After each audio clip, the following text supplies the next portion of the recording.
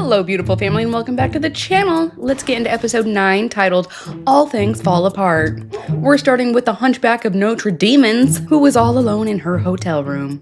He let his ways and his false faith come between, and that's where we're sitting. The way that she speaks makes me think that she's a paranoid schizophrenic. Renee tells us that yesterday the entire family ganged up on her. Delusional. That's what doing now. If you can see that Renee is starting to cry, feeling regret that they fought at all. She believes that at this point the relationship is over. She's so upset that she came all this way and never got any action. So who's the biggest hornball this season? Is it Renee, Lauren, or Brian? Since I've gotten here, he's continuously rejected me or let me down in many, many ways. No, he just turned down one thing thanks to you not being patient. He had to turn that one thing down many, many times. Renee tells us that a part of her wants to leave, but also there is a spiritual element keeping her there and giving her hope that something will change. Spiritually, I feel connected here for some reason, like something will happen. Yeah, something got a hold of you, all right. He's still reeling from her behavior, and I don't know if you guys remember, but Chidi has mentioned several times that loud noises really mess with his head. So all of that screaming out of her is almost traumatizing to him. I don't know if that's the right word to use, but it's difficult for him to process. Are you okay? No. Chidi's brother-in-law asks him what's the status of the relationship, and he says he wants her back. If I want her back, because that's my utmost desire. His sister is horrified to hear this. She's already trying to hold back tears. Brother is like, dude, why? Why would you allow yourself to be treated like this? You don't have to live your life with this person. I'm just summarizing what he said. She was mistreated, that nobody has ever respected nor loved her nor cared about her. So He had promised Renee that he would always be there for her.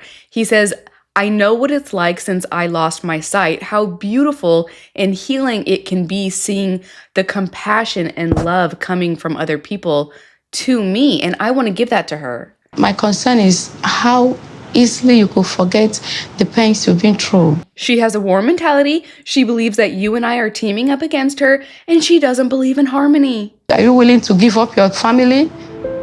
Hell no. To the na, to the na. Victoria reluctantly tells Chidi that if he wants to be with Renee, she will step aside and let them have a relationship.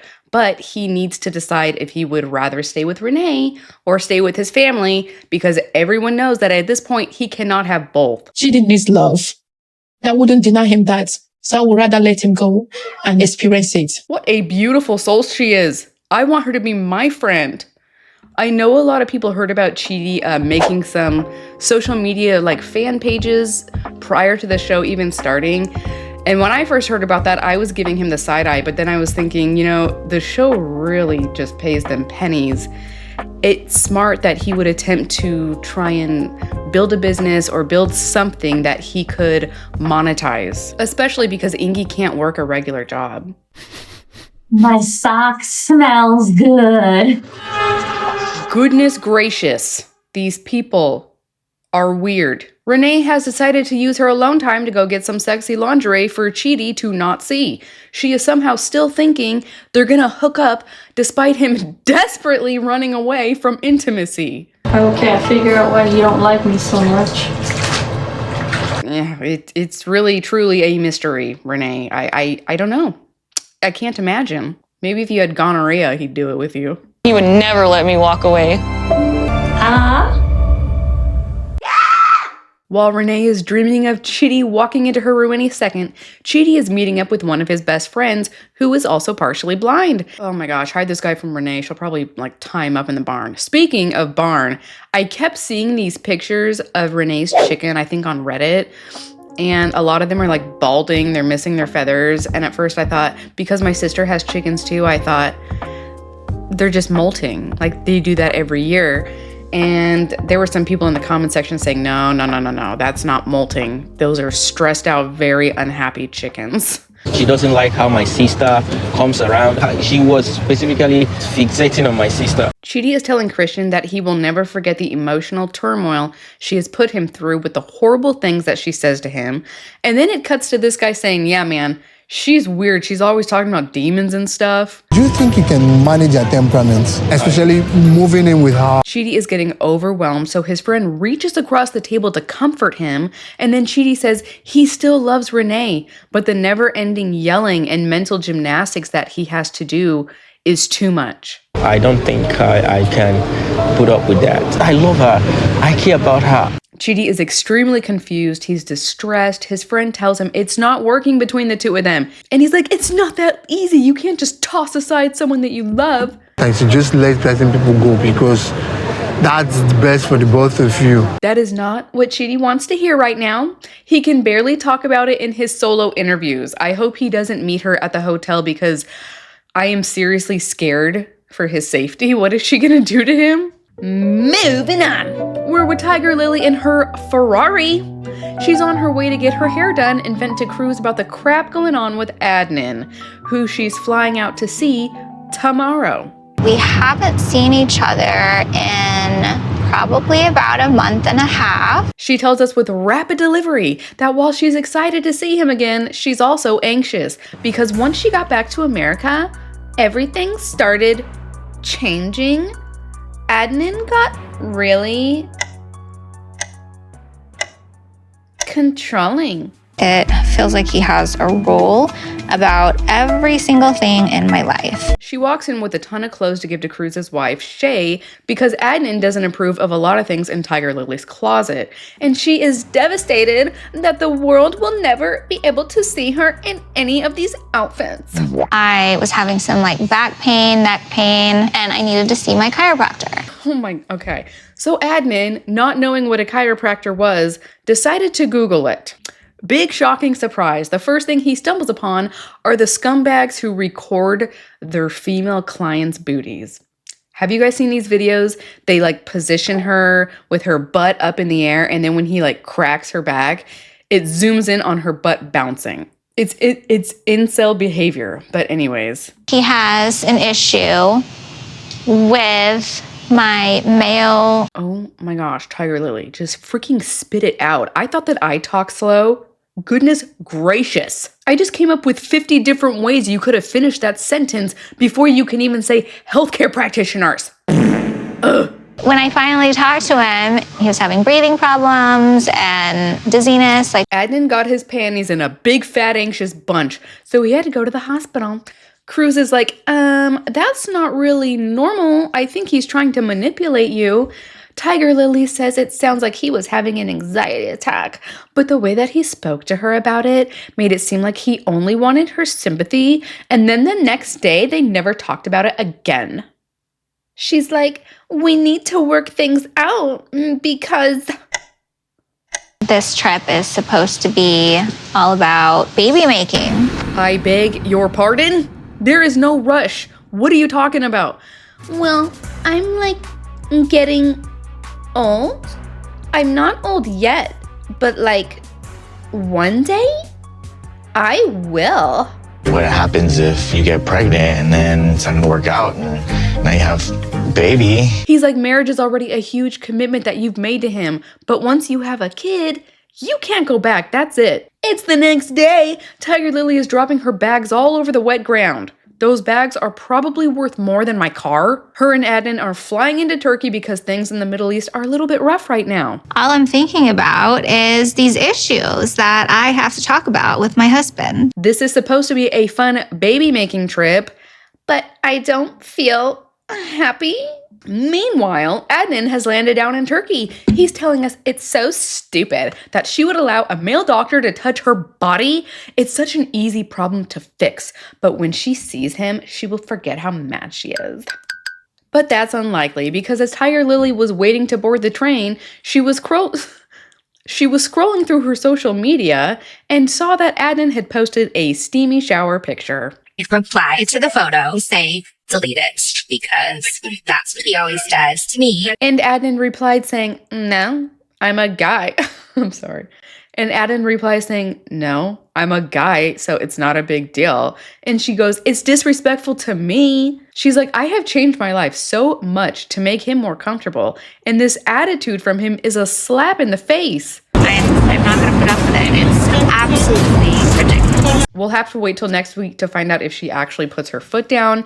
But now we are moving on to Brian and Ingrid. Before we leave Gurupi, I asked Ingrid if she can arrange something with her parents so we can finally meet. Ingrid has already told Brian that she doesn't want him meeting her parents, but this guy refuses to take no for an answer. He will keep weaseling his way and crying until she bends. So he arrives at her house.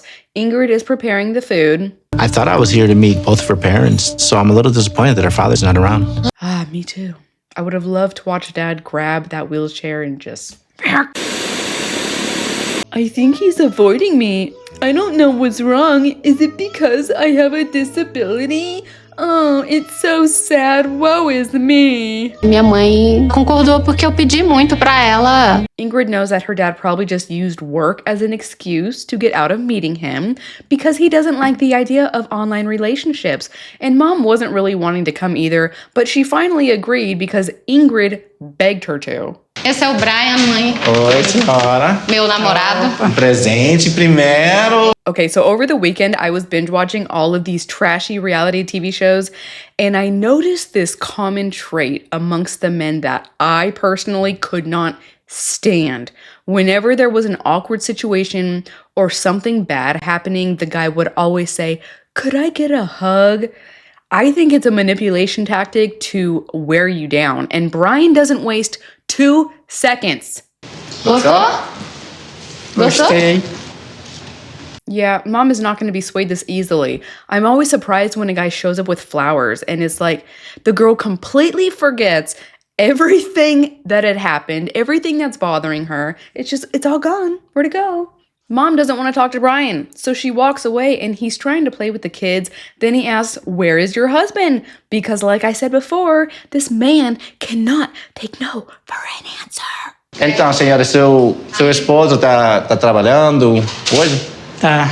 They're like, he's a difficult man, and he tries making Mom laugh by saying, "Oh, is Mom difficult too?" And she's like, "Shut up." Then he goes, "Yeah, I want Ingrid to come with me to America because I had to make this trip all by myself in a wheelchair. She could totally visit me next time." Trabalhar um dia, né? Oh, hell no. Oh, yes. I love her mom. She can see right through his BS. It cuts to Brian's interview and he's like, "Usually I'm great at talking with people, but she really has her guard up and I'm having the hardest time breaking it down." She's just cold and no emotions, nothing. She doesn't even feel bad for me for being in a wheelchair? Whoa. Then the producers pull her aside and ask, what does she think of Brian? And she's like, "Honestly, I don't think anything good.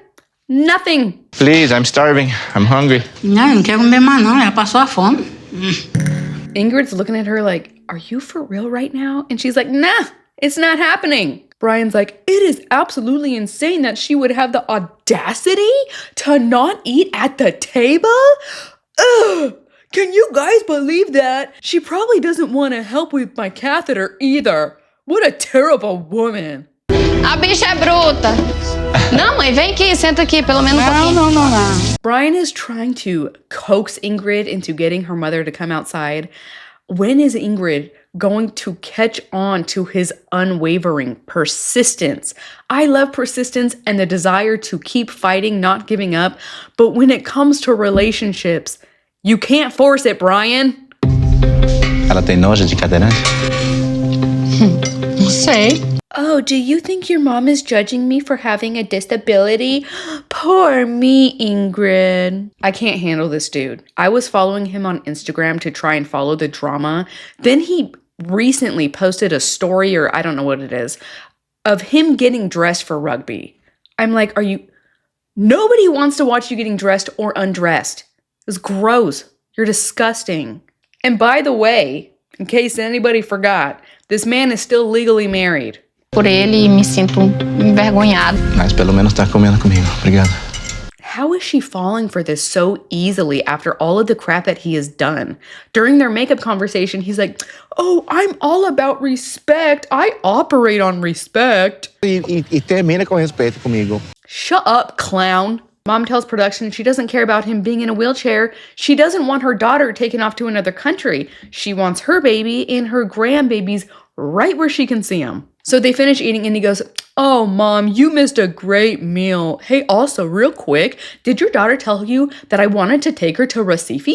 And he's just like laughing and chuckling. I'm like, dude, you're not charming anybody. Ingrid tries to get Brian to shut up by telling him that sometimes she has to lie to her dad just so she can leave the house. And Mom knows this. She's standing right there. Mas para falar, ele responde sim ou não, tá? Meio velho pra isso. Good job, Brian. Push back against her parents' rules right in front of them, you freaking moron. This guy just can't stop himself. But finally he decides it's time for me to leave. So he asks Mom, who wants nothing to do with him, for another hug.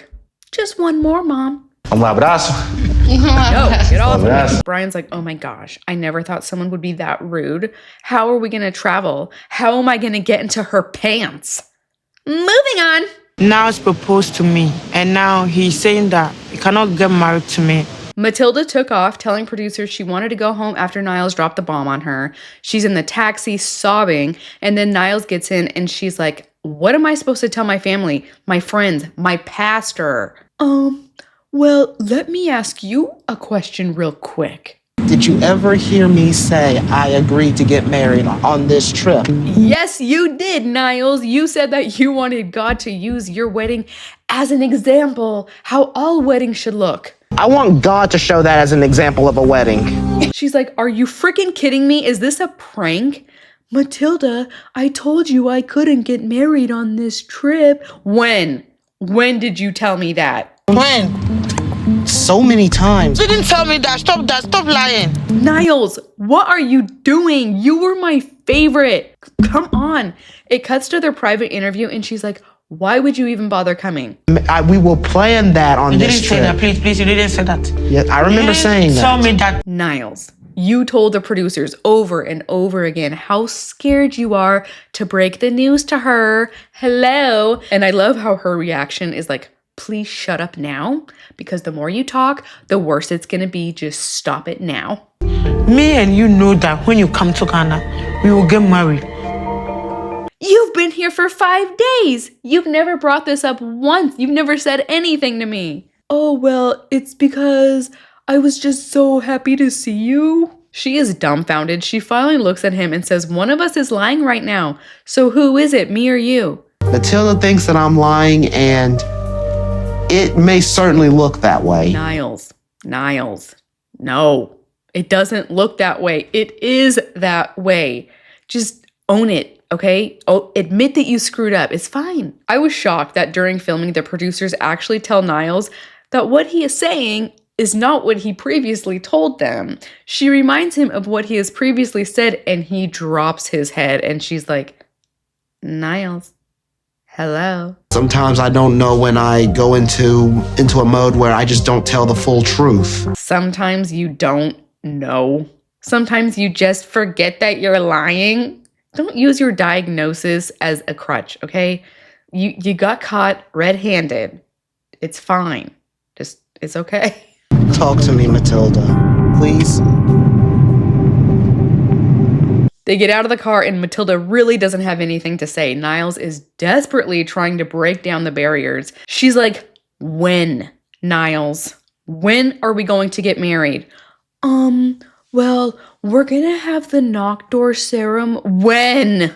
Oh, well, I'll have to figure it out when I get back home and I can look at my schedule. So that I can work it out, plan my schedule accordingly so that I can come back here and get married. Oh my gosh, Niles, come on. Just give her a rough ballpark number. A few weeks, a few months, a year, what? Your answers are so vague. But anyways, they sit down and he apologizes all over again. Matilda realizes that maybe his autism is going to be a big hurdle in the relationship because this really hurt her feelings and it was totally out of left field. And she's like, how often is this gonna happen? I'm very worried that my family, they will not accept him. Yeah, that sucks. Moving on, we're with Faith and this impurity. It's their first day in Leyte together, and Faith is thankful to spend some private time with Lauren before introducing him to her family. And I'm like, how are you happy to have alone time?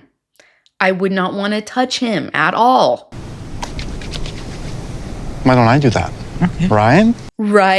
Right? Can I get a hug? Just kidding. Let me massage your feet. I get so annoyed with a guy who's trying to be nice or make me feel good, but it always ends up with somehow he's touching me or we're touching each other. It's like so weird how that always happens. So tomorrow's your family, right? Yeah. I should know a little bit.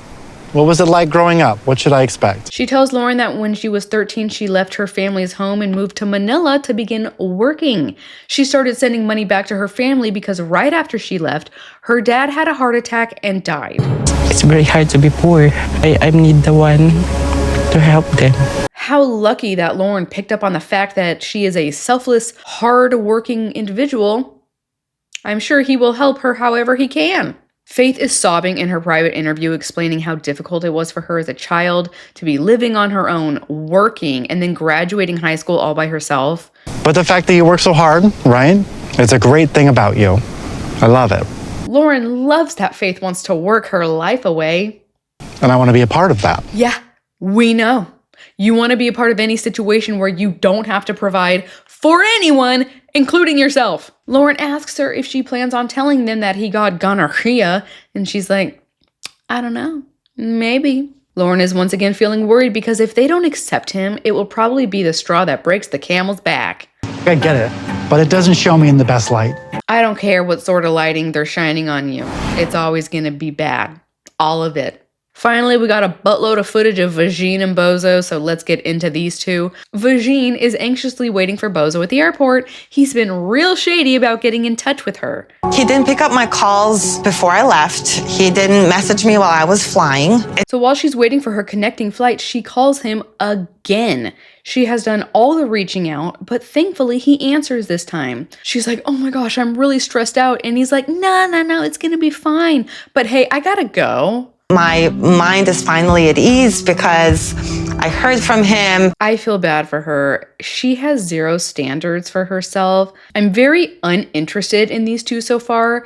I forget a lot of the details, but from what I've seen of Bozo, it doesn't look like he's into her. He's still in love with his ex-girlfriend. Okay, so I saw a meme about this and I thought that it was a joke because the plant looked so wilted, but no, he really got her a plant out of the trash. All that way from the United States. I actually feel like I don't deserve it. She finally walks out and they have a huge, loud, passionate greeting. And with her heels on, she is taller than Bozo. Did you get any sleep? If you're not too tired, I have planned for us. You are the first person ever to acknowledge that your partner might have jet lag and is too tired to go out and do anything. She's like, oh my gosh, he got me a plant instead of flowers because he knows that I love plants. He is so sweet. Also, Bozo doesn't attempt to get too physical with her, which she appreciates, but a big part of me is wondering, is it because he's just not into her? Physical touch is very important for me. Yeah. Apparently, Vagina was feeling pretty good because he takes her straight to a cooking class, which she seems excited about. They start cooking and she starts getting really excited, loud, and kind of doing too much. Once you can do this, you're ready for marriage. This is it. Husband material. Yeah. He's not really laughing. There's another couple there cooking with them, so they get talking about how they met and blah, blah, blah, and they ask Bozo if this is a serious long-term relationship for them, or what is it? Oh, we are just nice friends. She looks up at them and says, no, we're not. Why would I come all the way here for a friend?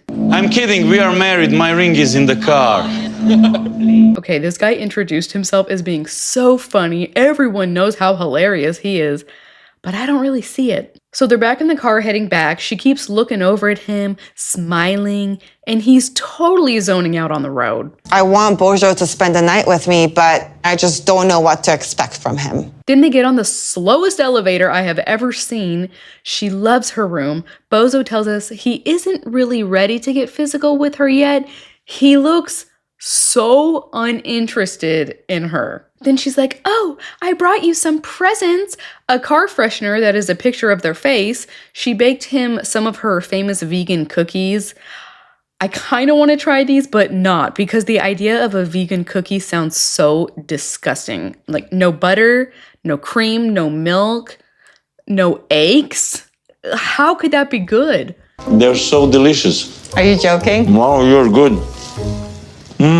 Do you think he actually liked them? I can't get a good read on this guy. She's looking at him with the biggest frickin' smile on her face, and then he tells her he's really tired. I'm really, really tired. She's like, well, I've got an amazing couch for you to sleep on. And he's like, no. Then he walks out without even hugging her goodbye. She's disappointed. She doesn't look tired to me. She looks like she was ready to hang out with him all night. And this guy couldn't wait to go back to his mom's house. It feels like I might have been a fool all along. God. I don't get it. She's beautiful. She has a nice body. She's energetic. Almost too energetic, but a lot of people like that. So what is going on here? Do you think he was hoping that this show would give him so much exposure that he could meet someone else? In the next episode, Bozo will sing to his vagina. Then she asks him if he feels any romantic chemistry. If it feels like you are pulling teeth trying to find out if this guy likes you, he probably doesn't like you. Vea confides in her soulmate and he reveals that she's got issues. I'm not sure if she told him why she acts the way she does. It's not pretty. Whoa, what is he even talking about? Is there more to her story? Because she's got a big, full-blown crazy story. I also read that Vea is a fake name she used for the show. Niles will panic during the knock door ceremony, and sadly, Adnan was wrong. Tigerlily did not forget about how upset she was the second she saw him. Why are you acting like everything's fine? Did this lady just take an Ambien or something? That's going to be it for this one, you guys. Thank you so much for watching till the end. Leave me some comments, hit that thumbs up button, subscribe if you haven't already. All of those things help the algorithm. And special thank you to our members, my coffee buyers, and our producer, Lee. I love you guys, and I will see you in the next one. Bye! To wash my hair, I need to exercise. But all I want to do is eat a burger with some fries. Oh, Heidi, Heidi, Heidi, Heidi, Heidi, Heidi, hi.